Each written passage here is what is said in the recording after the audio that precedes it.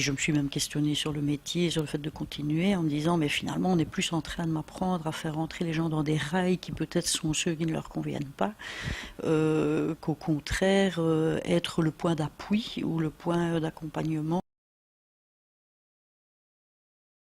qui fasse qu'ils puissent construire le chemin qui serait utile pour eux et pour la collectivité. Voilà, et donc dans ce cheminement-là, je me suis mise un peu une première fois en défaut par rapport à la société, c'est-à-dire j'ai fait un stage de 3e année d'assistante sociale dans un quartier d'habitation sociale où il n'y avait pas de service social et il n'y avait rien. Mais j'ai trouvé un espèce de faux chef de stage et j'ai loué une maison.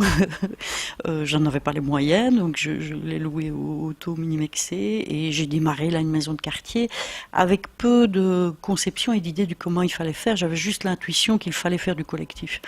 Mais comme je ne savais pas comment faire et qu'on l'apprenait peu à l'époque, bah, j'ai fait du copier-coller de ce que je voyais faire un peu en ville à l'époque. Il fallait faire une école de devoirs parce que sûrement ces enfants ne savaient pas se débrouiller tout seuls. Il y avait une communauté turque, sûrement ils ne savaient pas parler français. Et donc j'ai fait du copier-coller très systématique. Et puis je me suis vite rendu compte en fréquentant les gens et les familles que dans le fond ce que les gens attendaient le plus, c'est d'être entendus sur ce qu'ils étaient, dans leur culture, dans leurs racines, la communauté turque pour sa culture, mais aussi les Belges de milieux défavorisés dans le quartier. Et à un moment donné, je me suis dit, mais non, ce que je dois d'abord faire, c'est aller rencontrer ces gens chez eux et entendre où ils en sont dans la vie, la vision qu'ils ont de cette vie et de quoi ils ont envie. Et ça m'a amené à me dire, en fait, l'enjeu principal dont ils me parlent, c'est de la culture, mais avec le grand C, c'est-à-dire leur culture de vie, leur culture anthropologique, leur histoire, d'où je viens, où je vais, dans quelle esthétique je vis, c'est quoi l'espace que j'aime, que je n'aime pas, comment je m'y retrouve, est-ce qu'on m'accepte dans la localité de marche ou pas, est-ce qu'on me regarde différemment en suivant ma tenue vestimentaire, etc. Et donc ça débouchait sur la culture au sens de le travail culturel pour moi et donc le travail artistique. Et donc j'ai essayé de faire une alliance avec le monde artistique. Et à l'époque, dans les années qui ont suivi, rapidement j'ai rencontré des gens comme Daniel Serret, comme Yvette Lecomte, comme Émile Esbois et d'autres qui m'ont ouvert à l'univers culturel, qui dans le fond je ne connaissais pas. Moi, je ne viens pas du tout d'un milieu qui a fréquenté la culture. Et ça m'a ainsi ouvert les portes vers développer dans ce quartier du travail culturel et social, communautaire et collectif, avec les différentes communautés de vie, à me dire très vite, il ne faut pas que ce quartier reste enclavé, mais qui est cette population, qui sont ces populations pour le reste de Marchand-Famenne, et donc avoir envie d'ouvrir à l'extérieur. Et c'est comme ça que je suis entrée en contact avec le centre culturel local de l'époque. Et puis finalement, professionnellement, j'ai été engagée là et j'ai travaillé pour développer l'axe éducation permanente tout en maintenant cette maison de quartier dynamique en parallèle. Et puis j'ai dirigé la maison de la culture. Et mon intention là a toujours été de me dire, les outils culturels qui sont mis en place, le bâtiment, le personnel, les moyens financiers, etc., finalement émanent de la population en grande partie, doivent lui revenir, et doivent lui revenir à partir de ce que cette population a à dire et à produire, à découvrir aussi. Aussi organiser de la diffusion culturelle, etc. Mais la disproportion entre ce qui est offert à la population plutôt que ce que la population peut produire était importante. Et donc j'ai travaillé dans une logique vraiment d'esprit d'éducation permanente, où rééquilibrer les choses en termes, je trouve, d'équité, ne fût-ce que ça, et aussi de soucis de mixité sociale, de métissage, etc., bah, pour arriver à ce que des salles de spectacle soient habitées, j'ai envie de dire, par toutes sortes de personnes de la région, qu'elles soient de milieux ouvriers, populaires, d'origine étrangère, belges, etc., mais aussi de milieux aisés. J'ai appris aussi un peu à mes dépens qu'on ne gagne pas ça aussi facilement, parce qu'effectivement, on est quand même encore dans une société où en tout cas très fort à ce moment-là et encore parfois aujourd'hui, où les outils de la culture sont considérés par certains comme les leurs. Et malgré tout par une forme d'élite que je ne juge pas sur son intérêt pour la culture, c'est très bien, mais qui a tendance à penser que les outils, les lieux, le temps, l'espace, le rapport de force, il doit leur être favorable. Et donc je me suis cassé un peu les dents là-dessus. Et donc après 14 ans, donc je n'ai plus travaillé à la Maison de la Culture suite à un conflit assez intense. Mais parallèlement, cette maison de quartier existait toujours et s'était développée, avait donné naissance à une AMO, avait donné naissance à un service info jeune. Enfin, quand même, on avait développé pas mal de choses et on avait aussi développé un camion itinérant qui était, mais donc ça c'est tout début des années 90, fin des années 80, début des années 90, une espèce d'outil qui permettait d'aller dans des quartiers, dans des villages, etc., j'ai envie de dire provoquer la population. C'est-à-dire d'arriver, de débarquer, de sortir des tables, de se mettre à faire de la peinture, de sortir des caisses de livres, d'avoir un ordinateur, etc. Et l'idée était, on va voir qui vient autour, ce que les gens font avec ça, ce qu'ils ont à dire de ça, et donc progressivement, éventuellement, ce qu'ils ont à déconstruire de ce qu'on leur offre pour dire, voilà ce qu'on voudrait nous construire avec vous, sur le plan toujours de l'articulation culture et sociale. Et puis c'était aussi une manière de voir qui ne vient pas. Parce que ça a toujours été ma préoccupation, et je crois que c'est le fil rouge, c'est qui ne vient pas, qui est invisible, qui n'est pas là, qui on oublie, de qui on dit qu'ils ne sont pas intéressés, de qui on dit c'est le non public, etc. Moi, ça a toujours été mon obsession, ceux qu'on qualifie du non public et tout ça. Alors ça, c'est peut-être familial. Moi, j'ai grandi dans une famille où mes parents disaient il faut toujours se taire, s'écraser devant les gros. Nous, on est tout petits, donc il faut passer entre les mailles du filet. Je pense que ça m'a rongé, ça. Et que peut-être ils se retournent dans leur tombe, parce que j'en dis peut-être trop, mais... Et donc, tous les projets qu'on a menés, et encore aujourd'hui au réseau wallon de lutte contre la pauvreté, pour moi, il est très important de travailler avec ceux qui sont là, et il est toujours très important de se poser la question de ceux qui ne sont pas là.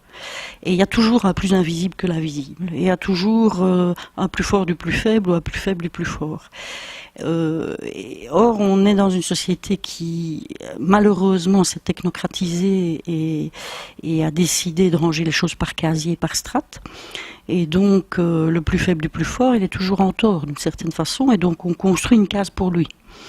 Et on n'essaye pas de se demander s'il n'y a pas un problème qui fait qu'il y a toujours ces oubliés, etc. Et si on le relie à l'époque d'aujourd'hui, aujourd'hui les oubliés, c'est beaucoup de monde.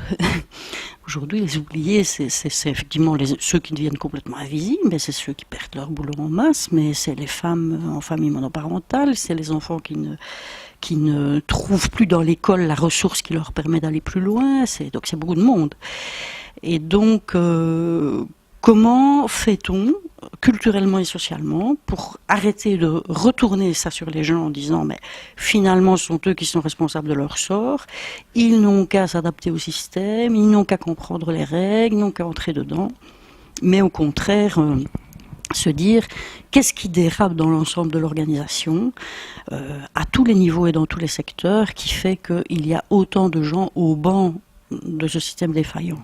Oui, justement, ce qu'on voit aussi, c'est que c'est qu'il y a un clivage qu'on tend justement à installer de plus en plus, et qui percole dans la tête de ceux qui s'estiment justement peut-être non précaires ou non pauvres, parce qu'ils ont un emploi.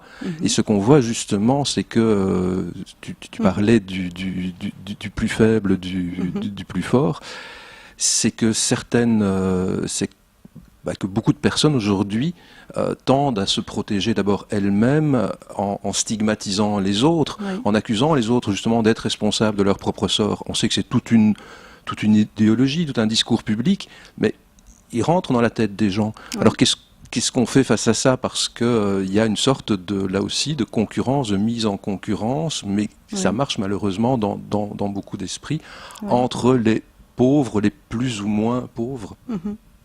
Oui, alors plus que jamais, je pense. Aujourd'hui, le mécanisme d'analyse sur la société qui est proposée publiquement, très souvent médiatiquement, qui est portée même par les acteurs les plus généreux. On entend combien de fois dans le monde de la culture, dans le monde du social, regarde un peu ces gens, on peut leur proposer ce qu'ils veulent, ce qu'on veut, ils ne viennent pas.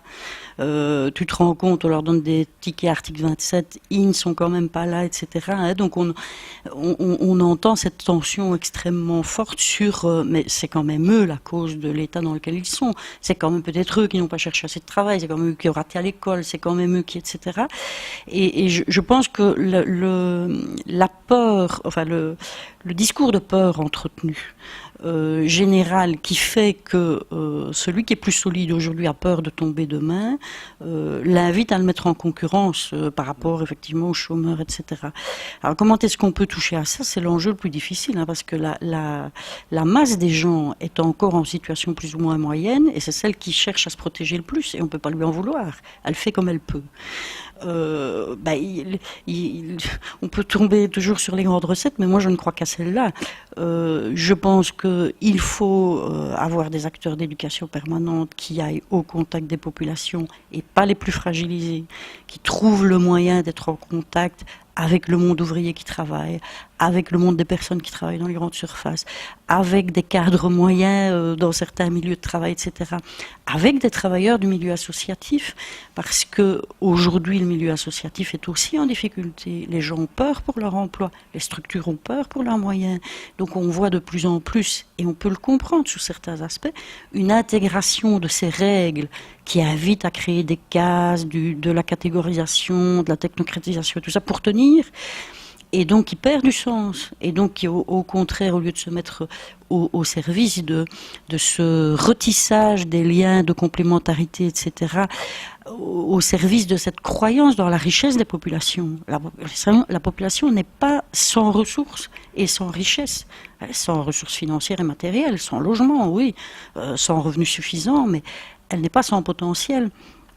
Donc il faut reconquérir, je pense, même le monde associatif sur la certitude que les populations peuvent être là, si on crée les conditions pour qu'elles soient là, ont envie de choses, si on organise matériellement, structurellement le discours, la manière de communiquer pour être à la rencontre de ces populations, et pas si on vient leur dire en injonction, voilà ce que vous devriez être et faire, etc.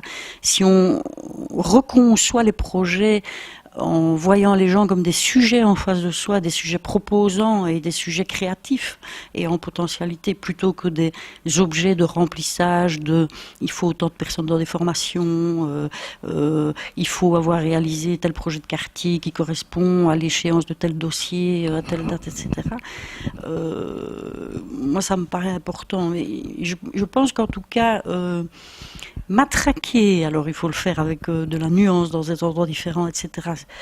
L'idée que les populations sont pleines de richesses et de potentiel, mais que les conditions d'existence dans lesquelles elles sont confinées les obligent à manger leur énergie, leur temps, leur créativité et leurs idées simplement à survivre, faire comprendre ça et donc dire vous vous rendez compte qu'en créant des conditions d'appauvrissement vous appauvrissez le potentiel des gens, ils sont obligés de mettre tout ça là-dedans, ça c'est dramatique. Donc il faut inverser le truc, donc il faut inviter les acteurs sociaux, associatifs, culturels, etc. à s'intéresser aux politiques de logement, à s'intéresser aux politiques d'emploi, à s'intéresser aux politiques de revenu, à travers leurs vecteurs d'activité. Hein. Ouais. C'est montrer en quelque sorte que les pauvres, les chômeurs, sans forcément, je veux dire, faire d'équivalence stricte entre ces deux catégories ou parce qu'il y a des travailleurs aujourd'hui qui rament. Ou classés en catégories, mais justement qui ne sont pas inactifs, parce qu'on tend à vouloir les activer, mais qui ne sont pas inactifs.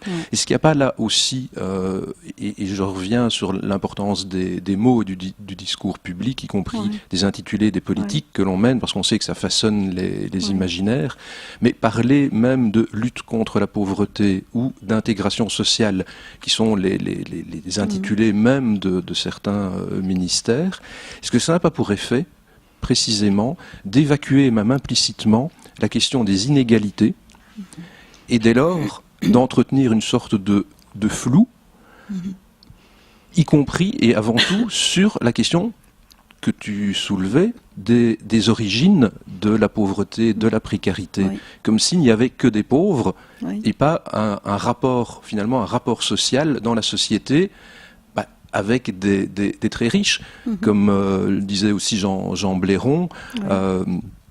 à savoir s'il y a des individus par défaut aujourd'hui qui sont les pauvres, entre guillemets, il y a aussi des individus par excès Oui. qui vivent de l'excès de richesse et qui sont, eux, véritablement coupés de la société, désintégrés de la société. Oui. Mais oui, moi je pense que, très, très explicitement, depuis des années, ce qui se passe, c'est que on n'a pas créé un ministère de la pauvreté, parce qu'en région wallonne, ça n'existe pas.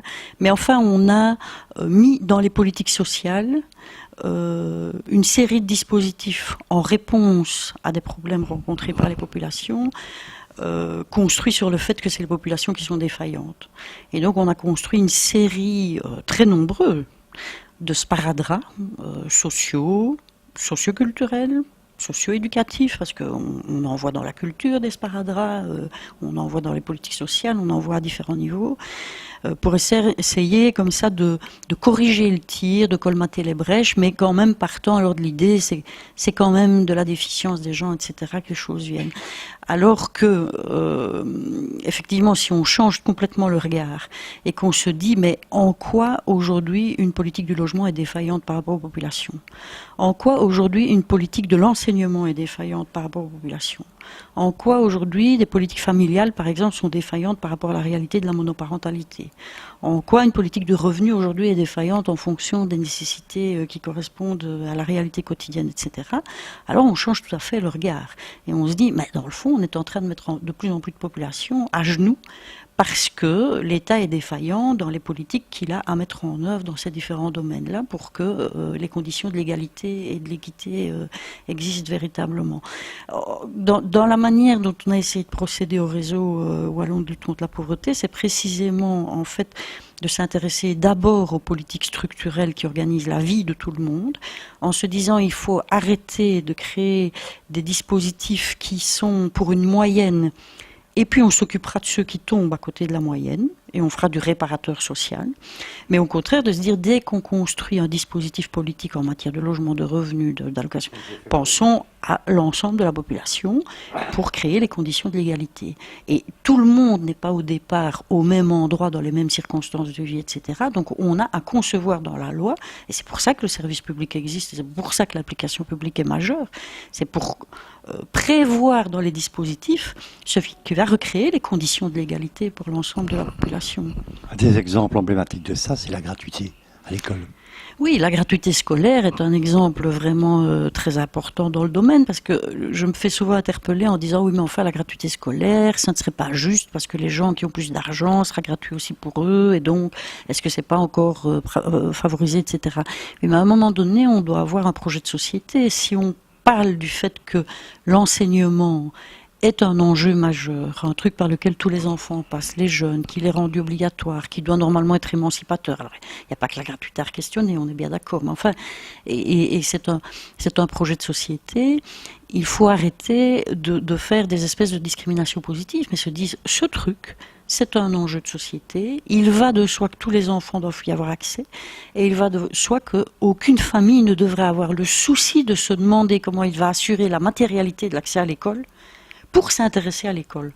Le souci de parents, d'enfants et d'enseignants, ça serait de parler de l'enseignement, ça serait de parler du chemin de l'enfant, ça serait de parler, et pas de se dire je vais pas oser me présenter à l'école parce que je ne sais pas payer ça, je vais devoir postposer ceci, ou pas qu'un enfant ait mal au ventre parce qu'il sait bien que lui de toute façon il apportera toujours ses trucs en retard, ou qu'il n'aura pas la bonne paire de sandales de gym parce que de toute façon on n'a pas su y mettre l'argent. Et donc voilà quelque chose où, pour moi, c'est évident que la gratuité, quel que soit le niveau de revenu, doit exister, parce qu'il faut offrir la potentialité à tous, à égalité, et c'est vraiment important. Et un truc qui est vraiment important pour démonter la manière de voir la pauvreté, c'est que le citoyen moyen qui est face à des familles qui ont des difficultés matérielles pour s'en tirer, a souvent le gros défaut, et je l'ai eu aussi, et donc on doit apprendre, c'est un autre apprentissage,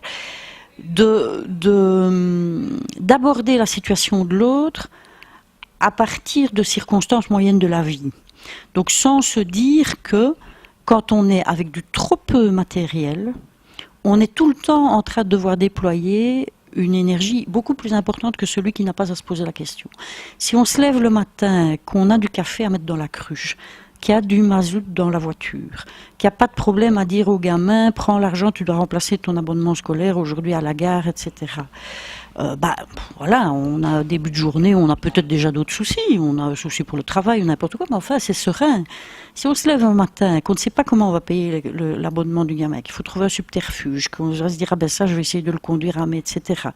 Qu'on doit se dire, il ne faut pas que j'oublie d'aller acheter une clé USB pour la gamine parce que je n'ai pas internet à la maison et que comme elle doit faire des travaux scolaires, il faudra bien qu'elle aille tout le temps chez un copain avec sa clé USB plutôt pour aller faire ses devoirs, ou que je prenne l'horaire de la bibliothèque pour qu'elle puisse y aller gratuitement, etc. Donc on n'imagine pas à quel point une famille qui vit dans le trop peu est déjà en train de mettre en œuvre toutes sortes de trucs et ficelles, doit déployer beaucoup plus d'énergie que la moyenne pour arriver à tout simplement essayer d'être entre guillemets à peu près comme les autres, pas parce que c'est bien d'être à peu près comme les autres, parce que le système demande qu'on ait l'air à peu près comme les autres. Et ça, c'est des choses qu'on ne voit pas dans la société. Et c'est des choses que les parents, les jeunes et les enfants, quand ils font ça pour se débrouiller, évidemment, ils ne le disent pas, puisqu'ils essayent de se présenter à la société comme les autres.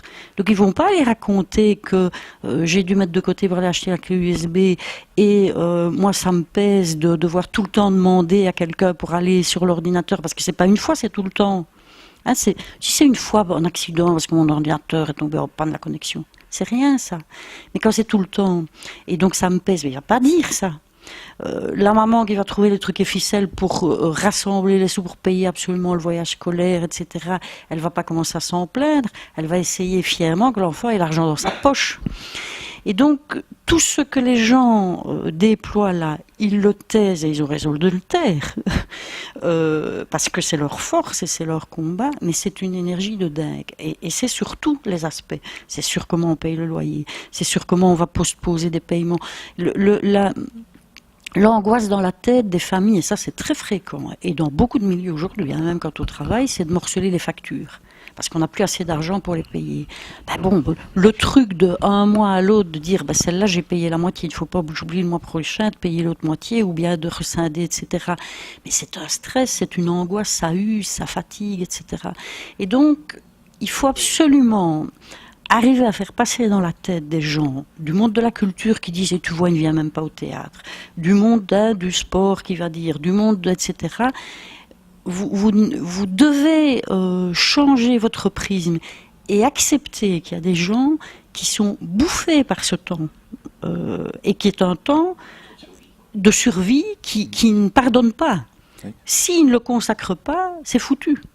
Ça veut dire aussi, alors, au plan politique, que la réponse à ce que tu décris là doit être avant tout aussi une question de méthode peut-être différente, oui, d'approcher oui, les questions, peut-être oui, bien plus que une question de, je dirais, de respect des pauvres, oui, parce que on sait que ça a été dans certains textes, dans certains rapports des plans fédéraux de lutte contre la pauvreté, cette question du respect, de lutte contre les préjugés. Alors bien sûr, il faut agir sur ce plan-là, mais est-ce que c'est suffisant? Et donc ma question, c'est est-ce qu'en fin de compte, c'est pas avant tout une question plutôt de méthode politique, une question de communication qui devrait être prioritaire. Oui. C'est clair que c'est vraiment une question de méthode. Alors la communication, ça peut compter, lutter contre les stigmatisations, c'est toujours important. Mais la question de la méthode est majeure. Et au réseau, une des manières qu'on a trouvé d'organiser les choses, c'est que très très tôt dans l'évolution Non, ou avec perspective de remonter, de s'en sortir, mais... On ne tombe pas pauvre, quoi, comme on ne tombe pas enceinte, en fait. Il y a des choses dans la vie, des événements, des conditions, etc., qui appauvrissent. Et il y a des conditions qui permettent de quitter ça, qui au contraire permettent d'avoir de la latitude devant soi, d'avoir un peu de lest. On parle souvent, nous, avec les gens du réseau, de l'importance d'avoir un peu de latitude et du lest. Et c'est pas que financièrement, mais c'est aussi financièrement. Donc, on ne peut pas arriver à évoluer, à progresser, à s'en sortir, à se sentir mieux, etc., si il n'est pas possible de mettre 1 euro de côté à la fin du mois. Mais de la même façon, on ne peut pas si on n'a pas 1 heure de temps de sérénité. Mais de la même façon, on ne peut pas si on n'a pas l'opportunité de croiser des gens nouveaux qu'on ne connaissait pas hier et qu'on connaît aujourd'hui et qui ne sont pas du même monde que nous.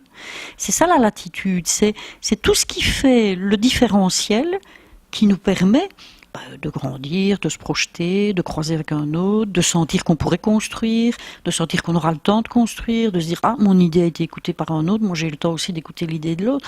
Quand on est dans l'insécurité de comment ça va aller pour les gosses demain parce que je ne sais pas si je vais, etc., on n'a pas ces latitudes-là. Et donc l'enrichissement de ceux qui ont trop et qui profitent et qui puisent dans le système pour eux, il est matériel et financier, il est territorial, c'est le territoire qu'on habite, qu'on occupe, qu'on a, qu'on possède, etc. Mais il est aussi sur le temps, il est aussi sur les relations qu'on a, il est aussi sur la diversité qu'on possède, le capital culturel, financier, économique, etc. C'est tout celui-là qu'on doit pouvoir rétablir en termes d'égalité pour quitter la pauvreté. Je n'ai pas dit, attention, qu'il ne faut pas régler le problème matériel et financier. Parce que parfois, il y a des gens qui me disent, mais tout compte fait, oui, les finances c'est bien, mais c'est le reste. Oui, ok. Non, c'est tout. C'est tout à égalité d'importance, le côté financier aussi. Et c'est là qu'on doit...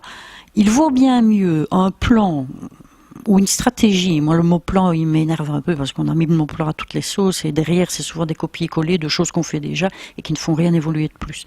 Mais il vaut bien mieux une stratégie un peu plus lente, qui prend son temps, mais qui cherche à faire gagner sur l'ensemble de ces enjeux-là. Le financier, le temps qu'ont les gens, les relations qu'ont les gens, etc., parce qu'il faut à un moment donné avoir la bouche au-dessus de l'eau, et pas seulement au-dessus de l'eau, qu'on puisse...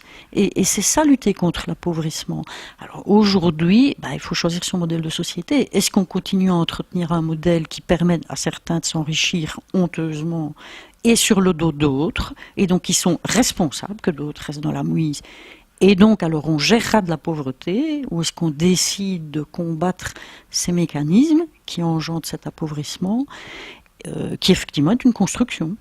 Et le moment paraît justement bienvenu, puisque le terme même d'inégalité, qui renvoie aux tensions dont tu parlais entre l'excès d'enrichissement et l'excès d'appauvrissement, ce terme même d'inégalité, pour l'instant en tout cas, est reconnu, y compris par des organisations comme le FMI, comme étant nocif à la bonne santé économique des sociétés.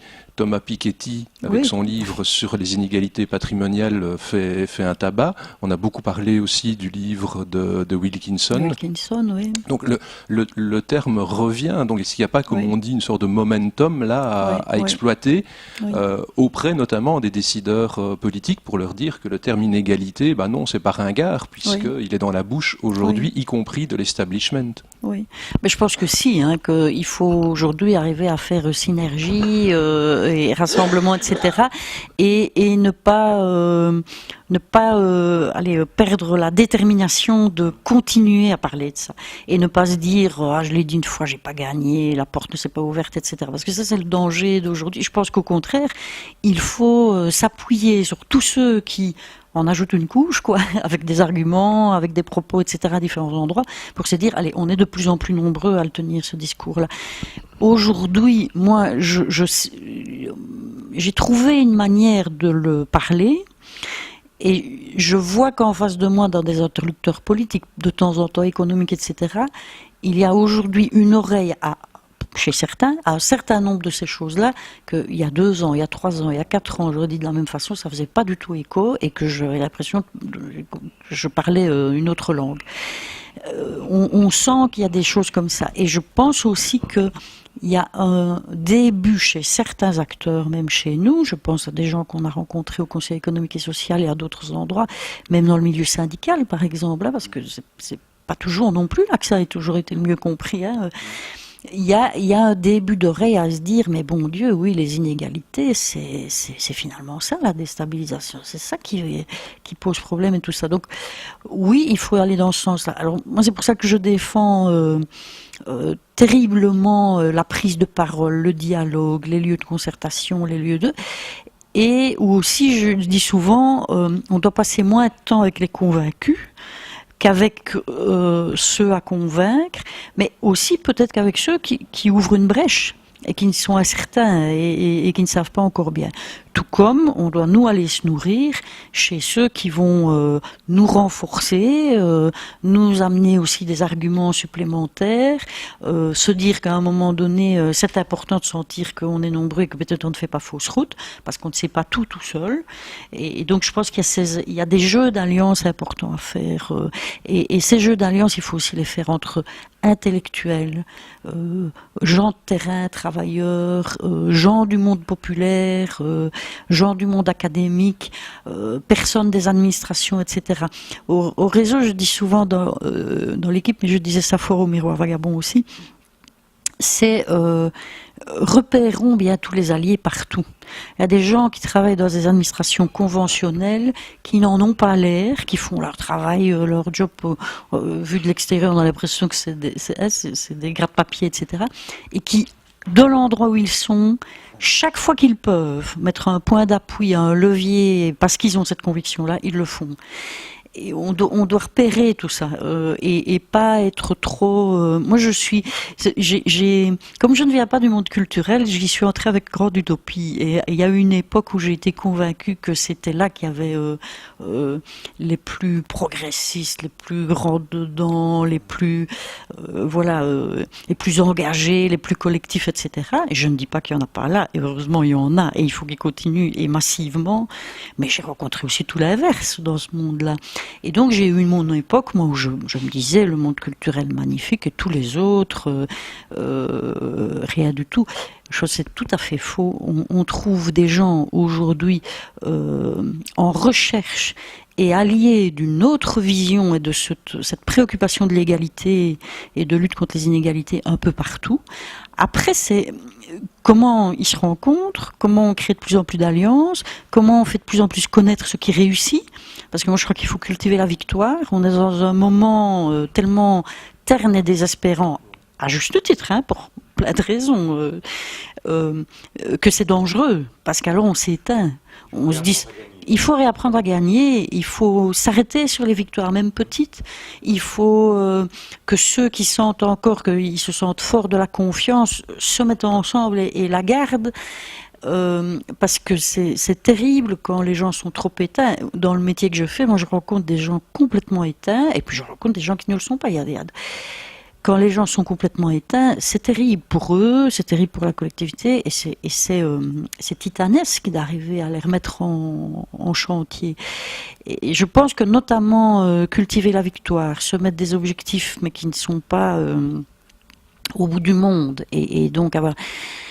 Et faire savoir ce qui réussit, les initiatives qui marchent, les démarches collectives, que ce soit dans un quartier, dans un potager, dans un squat collectif, dans une administration où quelqu'un a pris une initiative audacieuse, etc. Donc dans tous les milieux, je trouve que c'est très important. Et ça, je pense que c'est un enjeu qui dépasse celui du réseau, ça. C'est comment on construit ce tissage d'alliances aujourd'hui, parce que le risque, évidemment, c'est qu'on reste trop isolé, et ne nions pas les choses. L'ennemi qui a décidé de s'enrichir sur le compte des autres, il est puissant. Donc il a des outils pour nous séparer. Donc je pense qu'on doit être stratégique et aussi parfois cacher nos manœuvres pour voir comment ce qui gagne se retrouve et devient plus massif et plus fort ensemble.